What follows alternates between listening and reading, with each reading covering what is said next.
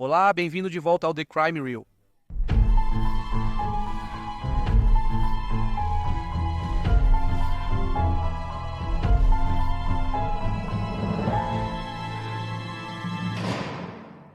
Para a história de crime real desta semana, vamos investigar os crimes de Vaughn Greenwood, que também era chamado de açougueiro de Skid Row.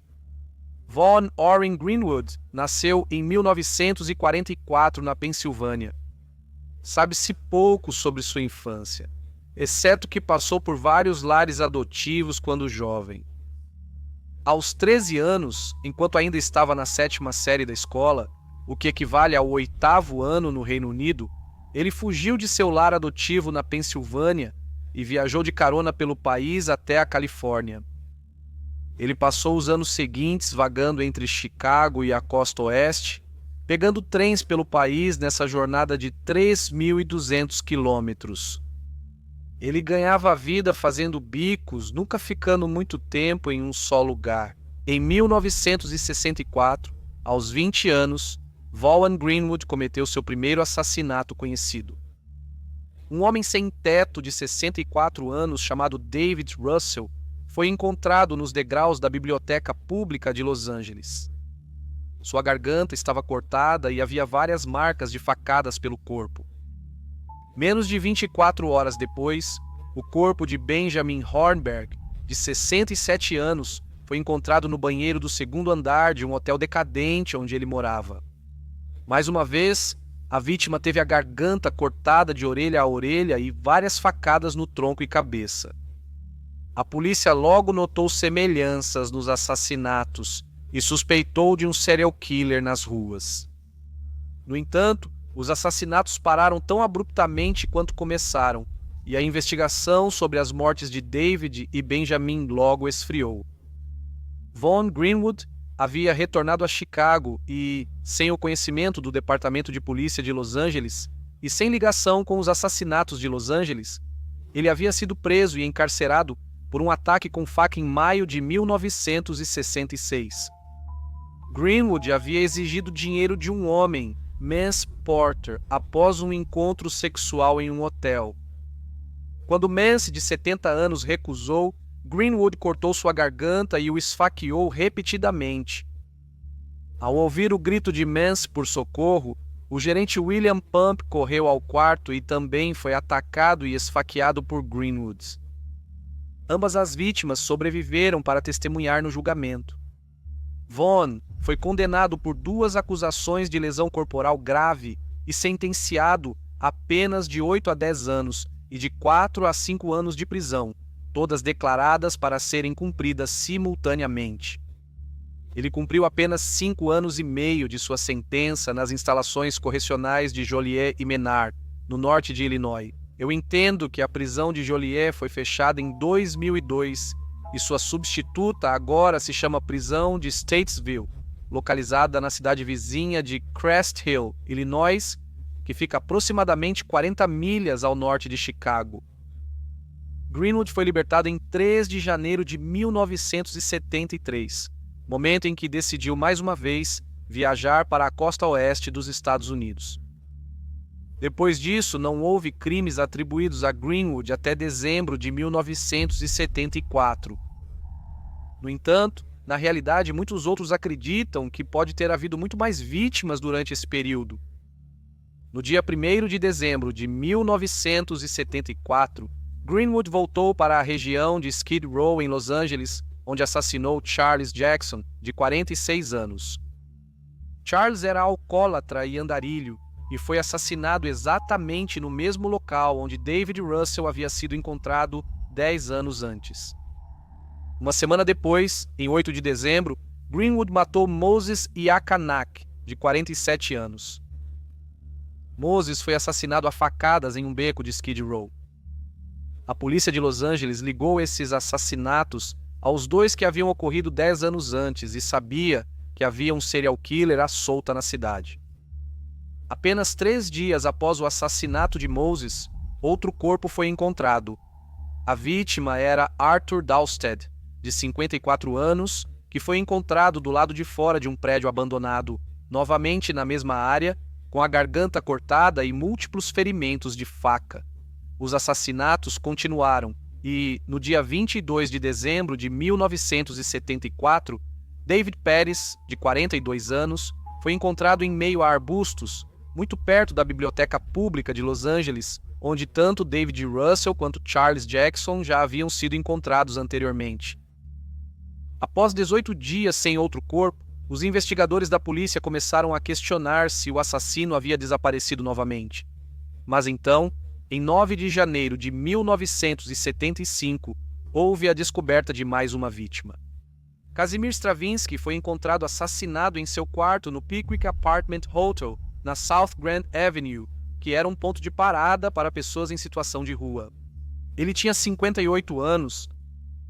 8 dias depois, em 17 de janeiro, o corpo de Robert Shanahan, de 46 anos, foi descoberto por uma camareira em seu quarto no McDonald Apartment Hotel, na South Valencia Street, com uma baioneta cravada em seu peito. A vítima mais recente em Skid Row foi Samuel Suárez, 49 anos, encontrado no quarto 528 do Barclay Hotel com a garganta cortada e múltiplos ferimentos de faca. Nesse momento, Greenwood mudou sua área de caça da Skid Row de Los Angeles para Hollywood. Em 29 de janeiro de 1975, ele esfaqueou George Frias até a morte em seu apartamento. George era diferente das outras vítimas de Greenwood. Ele não era um andarilho e trabalhava como secretário no Hotel Hilton de Los Angeles. Ele morava em um prédio moderno que tinha piscina, em uma área muito melhor da cidade. Vaughn Greenwood havia se mudado de Skid Row e agora parecia que ninguém estava seguro. O Departamento de Polícia de Los Angeles prometeu o maior esforço desde os assassinatos da família Manson. 2 dias depois, ele matou Clyde Hayes em seu apartamento, a uma quadra ao norte da Sunset Boulevard. Todas as chamadas vítimas do assassino tiveram suas gargantas cortadas de orelha a orelha e apresentavam múltiplas perfurações de faca. Havia indícios de que Greenwood bebia o sangue das vítimas. Foram dispostas ritualisticamente, com copos de sangue e círculos de sal ao redor dos corpos. Greenwood também tirava os sapatos das vítimas e os deixava próximos aos corpos. Esses rituais, que eram frequentemente realizados, levaram algumas pessoas a questionar se esses assassinatos estavam de alguma forma ligados ao satanismo. A polícia de Los Angeles já havia formado um perfil do suspeito. Eles o descreveram como um homem branco no final dos 20 ou início dos 30 anos, com cerca de 1,80 m de altura e aproximadamente 86 quilos. No final das contas, esse perfil policial não ajudou no caso, já que Vaughn Greenwood era um homem negro de 32 anos. Ele também foi descrito como um covarde, sexualmente impotente que descontava seus próprios sentimentos de inutilidade em indigentes e pessoas marginalizadas, pois se identificava fortemente com as pessoas que matava e tentava resolver seus conflitos internos, direcionando sua raiva e ódio para fora. Eles presumiram corretamente que ele era um solitário com pouca educação. A mudança no método de seu crime acabaria levando à queda de Greenwood. Em 2 de fevereiro de 1975, ele invadiu a casa de William Graham em Hollywood. Ele atacou William com um machado. Sem que Greenwood soubesse, William tinha um hóspede, Kenneth Richer, que correu para ajudá-lo. Na confusão que se seguiu, Kenneth e Greenwood caíram por uma janela de vidro, permitindo que Greenwood escapasse. Mais tarde, naquela mesma noite, Greenwood tentou invadir a casa do ator de Hollywood Burt Reynolds. Durante a invasão, Greenwood incrivelmente deixou cair uma carta endereçada a ele na entrada da casa. Isso deu ao Departamento de Polícia de Los Angeles a pista que procuravam. A polícia prendeu Greenwood, acusando-o de tentativa de roubo e agressão. Revistaram a casa dele e acharam abotoaduras roubadas de sua 10ª vítima, George Frias. Em janeiro de 1976, Vaughn Greenwood foi acusado de 11 assassinatos. Enquanto aguardava julgamento por esses 11 assassinatos, Greenwood foi condenado por agredir William Graham e Kenneth Risher, pelo que foi sentenciado a 32 anos de prisão. Depois foi julgado pelo assassinato dos 11 homens. O promotor ligou Greenwood aos vários crimes por meio de pegadas cobertas de sangue na cena do crime e dos abotoaduras que pertenciam a George Frears. A principal prova foi uma pegada ensanguentada de sapato encontrada no Hotel MacDonald, onde Robert Shanahan foi morto. Um perito da polícia testemunhou que a pegada foi feita por um sapato pertencente a Vaughan Greenwood. O júri, com 7 homens e 5 mulheres, começou a deliberar em 20 de dezembro. Com uma pausa de 3 dias para o feriado de Natal, eles apresentaram sua decisão em 30 de dezembro. Eles julgaram Greenwood culpado de 9 assassinatos. Os jurados não chegaram a um veredito sobre a culpa dele pelo assassinato de David Russell em 1964 e pelo primeiro assassinato à faca de 1974 de Charles Jackson. O julgamento nessas 2 acusações foi anulado.